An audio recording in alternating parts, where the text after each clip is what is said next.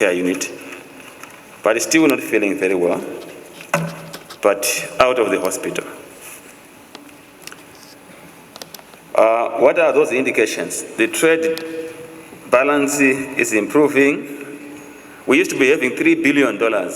I'll come back to that in detailed discussion as trade deficit, but we are around $500 million. We have a current account surplus. I'll come back to that, which is very good. We have a decline in annual inflation, and I also come back to that. I'm just showing the major indicators. And I'm speaking about reduced budget deficit, and I deliberately avoided budget surplus because there's nothing like that. I'm also going to come back to that. But of concern, we have wage erosion. And I was quite refreshed when the speaker was talking about we now need to start building up higher disposable incomes to drive aggregate demand. So we have wage compression. As you see on this slide, you would note that the poverty datum line is around $40,000 for a family of 6, right? But the majority of our workers are earning quite far below that. And it then affects demand. And our rates, what the speaker was speaking about, in effect, the speaker has become an economist. And when I was coming here, I was quite threatened to say, what am I going to say? Because his presentation was quite loaded, and we're quite grateful because we know that the parliament is in safe hands. So the exchange rate has remained flat at around 8788. And I'll go into detail about that. The economy is now dollarized. The Zimbabwean dollar, which was firm, is now under threat because of the black market. So this slide shows you we have stability, but I'll summarize it as a fragile stability. You know, we're talking about a patient who is out of hospital, but not still very strong. Right, next slide. This just gives you a summary in terms of what we can do as a country. Summary of how we have performed in recent years in terms of trade. And if you look, Mr. Speaker here, Honorable Speaker here, spoke about the resource of the mind. You know, human capital can be a blessing or a curse. In Zimbabwe, our human capital is becoming a curse because it's being used in a disruptive, in destroying the economy to navigate around all the policy provisions within the policy and evade them to make money. So the acquittals which are being in the system, central bank, are being evaded. We hear that trucks of fuel are coming with water. When you see a truck, you say there's fuel and they provide the acquittals, but they're carrying water because water is cheap and they're making the money.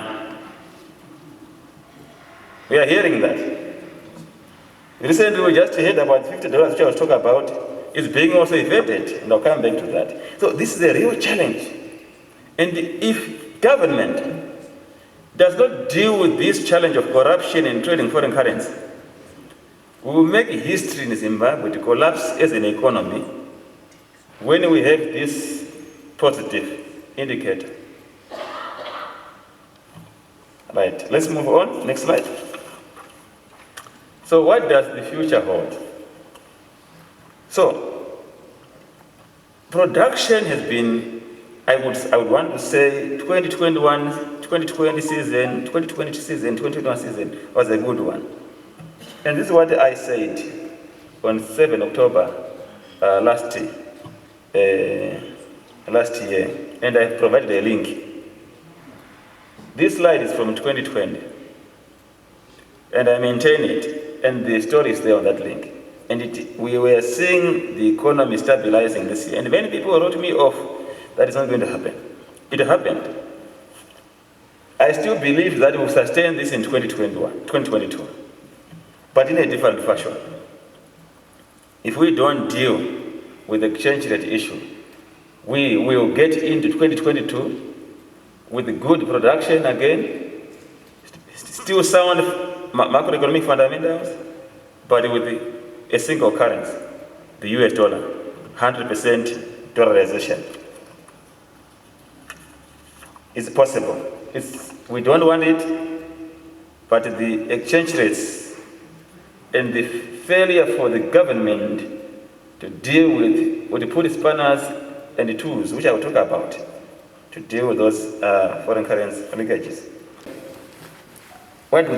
They go and buy the foreign currency. That is why you see that the rate begin to run up when the farmers were being paid maize, wheat, and cotton. That's why it began. Just check. And we said it, and my colleague Brains Mchema actually put it on Twitter in February. You know, Brains is one of the top economists in this country. And the first person to attack him was from the Minister of Finance to say, armchair critics. But this is a clear advice to say, and he put a real of figures to say, this is what we are going to be spending, this is what we have. And he was proposing again similar recommendations.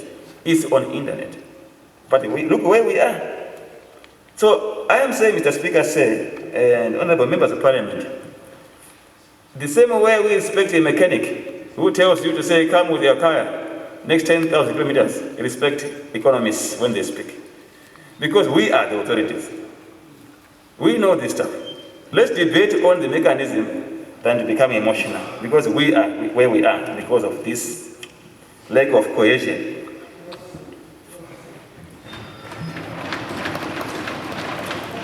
All right, so now the other challenge which we have is the issue of backlog on foreign currency.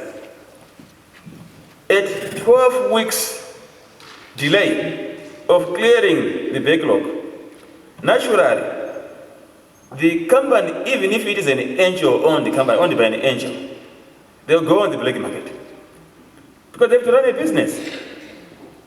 So the challenge which we have is also in terms of sequencing. Central Bank has just given a token to the public to say you can withdraw $50 on the Bureau de Change. But they've not declared the backlog. What should come first? Who want foreign currency more? Give to Mugano, who is an ordinary Zimbabwean, or a company which are importing. So again, you see our policy alignment is also making serious anomalies.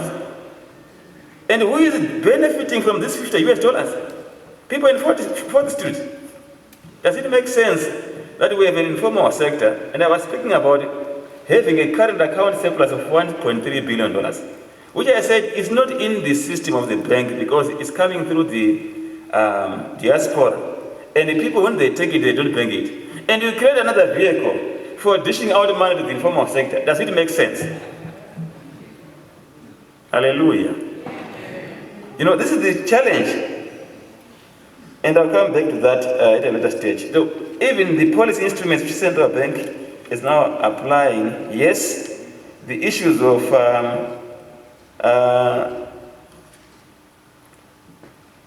arresting the people who are flouting the rules.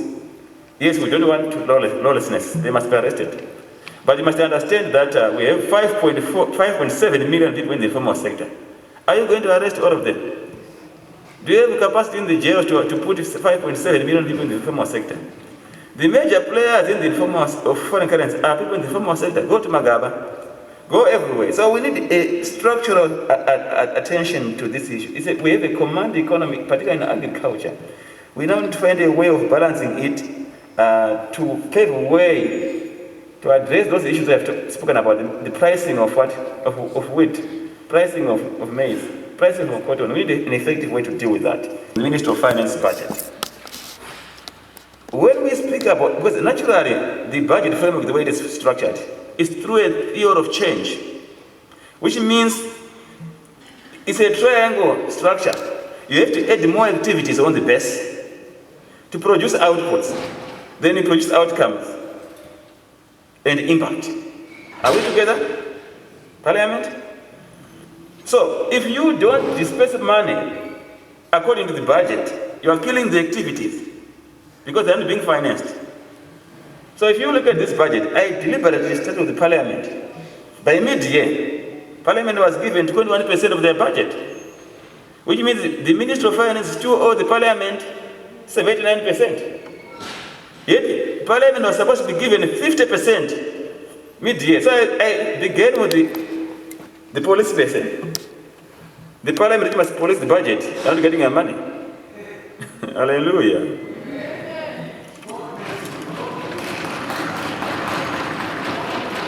Now, look at the Ministry of Industry and Commerce.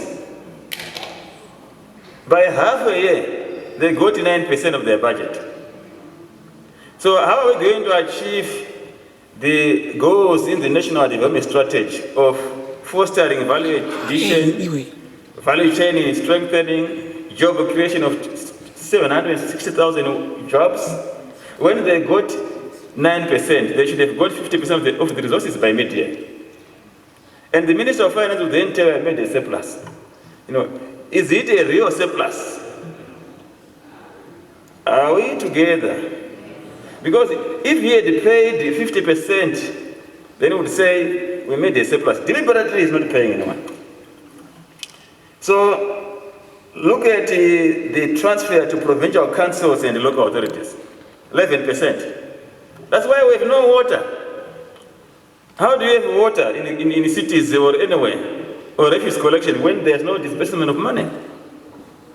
Hallelujah. So we need to deal with these issues. So I will come with the recommendations to this. My major concern goes to health. Mr. Speaker said you went to town, Honorable Speaker, speaking about the COVID-19 pandemic. But how much was health given by mid-year? 17%. I would have understood education that maybe because the schools were closed, so the money was moved to health. So you see, there's no good reason to justify here.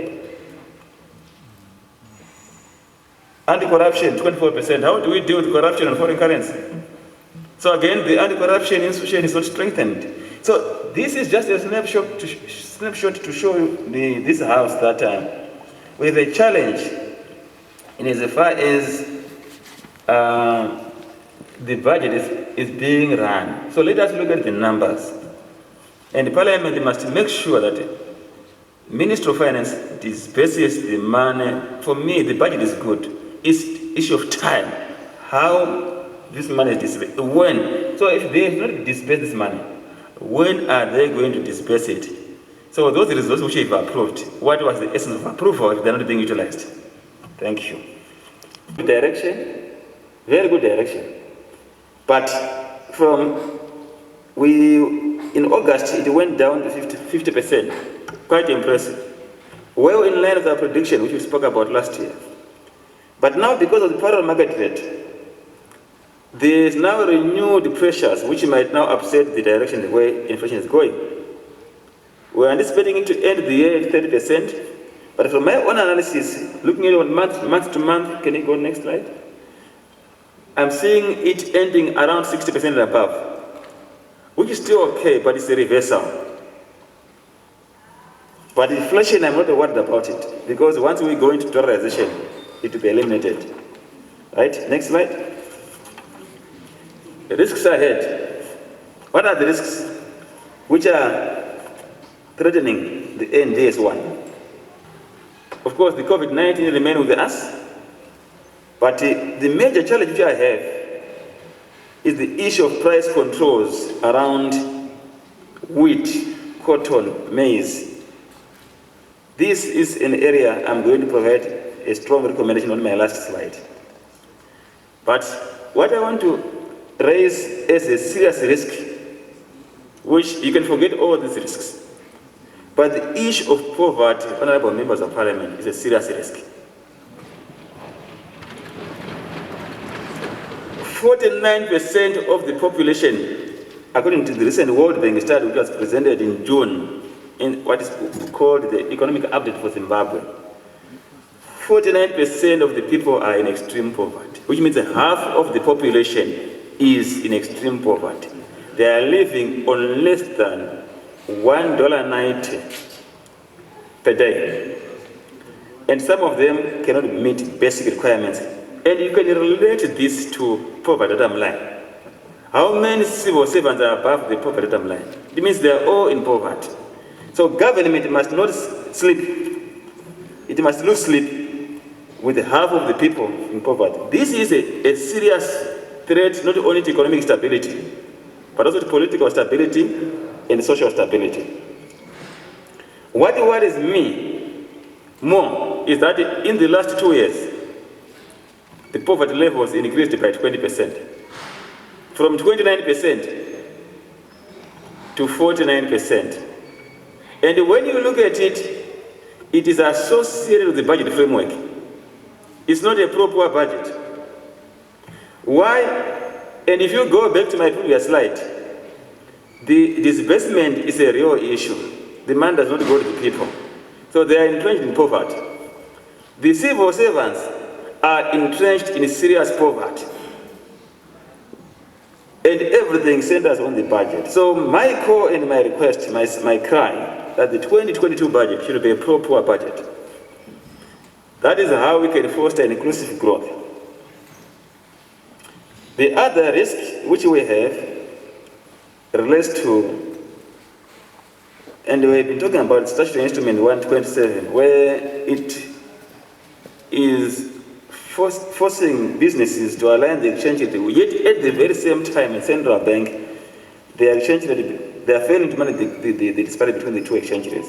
It's a risk because it forces a lot of disharmony in business and lack of compliance, and the government cannot then account for the money, cannot have access to the money. The money will be traded in the darkness. Dollarization. Why? It tells you, as economists, what we do when we look at these policies. Sometimes we are trained not to look at the quantum of the effect, but we look at it as a signpost. What is the message this policy is telling us? So the message is that central bank admits that Zimbabwean dollar is not the right currency. Because you cannot say when you are fighting for de-dollarization, you allow people now to go and get money on dollarization. You are sending a conflicting signal. So this fosters dollarization in its own right. But the challenge which we have is that it is also creating new havens for corruption. We are hearing that one person can go into a bureau de change with 20 cards and withdraw all the money. 2 hours withdrawing money when the policemen, the civil servants are waiting and they are told the money is finished. So it's creating more black market activities. Right. Next, because in Africa, maize is a political product. Same as cotton and wheat. So I want to educate the politicians who are here that when you say open this up for the market, they are afraid. But I want to ask questions so you as politician, you can also help each other when you are discussing this. To say, for example, so I'm reaffirming my recommendation for fostering production through a market-led system and having a commodity exchange. You know what happened? When the commodity exchange which you're crying for through this seminar was launched this year and is now operational. But government deliberately took out maize, wheat, soybean, and cotton from the commodity exchange. Yet because they are political products. Yet these are the major products which drives this economy. They are the major products which cause inflation and exchange rate. Then they put 22 products which include your sesame, millet, sorghum, this and this, which does not make any significant contribution to this economy. Just to have a commodity exchange. There's fear in releasing these commodities. But the question I want to ask this meeting is that, what is the value of holding on to a product like maize and you charge the price of $32,000 last year sometime in September? It is the same price for more than a year now. At the point of that price when it was gazetted, that price was $375 US dollars. Now, the same price of maize is now around $100. right? $100-something, $160 if you like. It's gone down. We've lost $200 for the same farmer which want to help. Are you with me? The same $32,000, GMB cannot pay the person because they have no money. Remember, I said this is $62 billion, right? The reserve money in the banks is about 27 billion. So GMB cannot pay. Even if they want, the money is not there. So how are we helping the farmer? Is it helping the farmer to hold on to a commodity? But look at cotton. There's no government control. It's a market net. The numbers of farmers who are producing cotton have just gone up, according to today's reports, by 6% from 79,000 to 83,000. Because tobacco is illegal. I'm talking about tobacco, so not cotton. Tobacco. Farmers in tobacco is 83,000 from 79,000 because it's illegal. They are running away from maize. So it's not helping. And add to that on maize, if we pay these farmers at this price, which you are controlling, and we have no money, we have not allowed the business to take over the process, we are creating inflation. We are creating exchange rate spiral, which you have seen. And we are not reinforcing sustainable stability and resilience. Now let's go to cotton. We all know the story of cotton. It's a sad story. The white gold. The farmers are being paid with the groceries. How do you pay a farmer with groceries? Because you want to control the price. Does it make sense? For years and years, they are not being paid. They are still owed money for last year. So why don't you allow the market to come to the party as we do? So the summary I put there is that the requirements of payments for maize, $64 billion, tobacco, $20 billion, wheat, we've just hit the prices now on wheat, $64,000 a ton. If you use that and use the expected yield of about 300,000 tons plus, you're talking about $20 billion required for this last part of the year. Where is the money? Right? I am ending it here. So my submission is that government must allow the commodity exchange to house these commodities and everything work well. If there's any doubt, let's go into practical debate to have solution. That we don't remain in denial when the system is not working. The second point I want to emphasize for this house, the budget framework and its performance is very important. I've shown this house how the budget has performed, and this has been happening all this. For these and other stories, visit our website www.263chat.com. Follow us on Twitter @263chat and like our Facebook page 263chat.